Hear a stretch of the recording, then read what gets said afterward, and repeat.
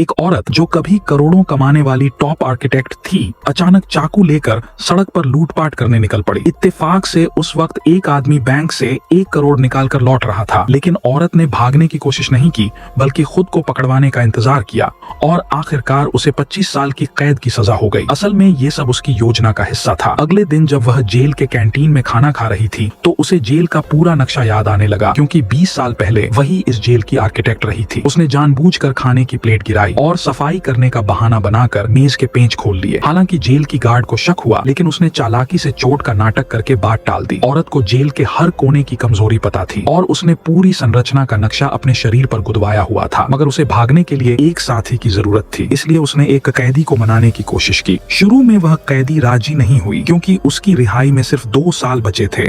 लेकिन जब उसे पता चला कि उसका पति उसे धोखा दे रहा है और उसकी बीमार बेटी को मरने के लिए छोड़ दिया है, तो वह औरत की मदद करने को तैयार हो गई। तब असली वजह सामने आई। आर्किटेक्ट औरत की अपनी बेटी को 7 दिन बाद फांसी होने वाली थी। उसकी बेटी ने आत्मरक्षा में एक दबंग को घायल कर दिया था, लेकिन रसूखदार परिवार ने कानून अपने हाथ में लेकर उसे मौत की सजा दिलवा दी। न्याय से निराश होकर औरत ने खुद जेल जाकर अपनी बेटी को बचाने की योजना बनाई। उसने बाथरूम की दीवार तोड़ी, पहरेदारों की गश्त का टाइम नोट किया और साथ ही कैदियों के साथ नकली सिर, नमक, एसिड वगैरह जुटाए। फिर पाइपों के भूल भुलैया जैसे रास्तों से होकर एक जंग लगी खिड़की तक पहुंची और उस पर रासायनिक मिश्रण लगाया ताकि आसानी से तोड़ा जा सके। इसी बीच उसकी बेटी से गलती हो गई, जिससे पहरेदार सतर्क हो गए, लेकिन औरत ने ट्रेन के शोर का फायदा उठाकर शंका टाल दी। अब आगे की स्टोरी जानने के लिए सब्सक्राइब करें और कमेंट करें पार्ट 2।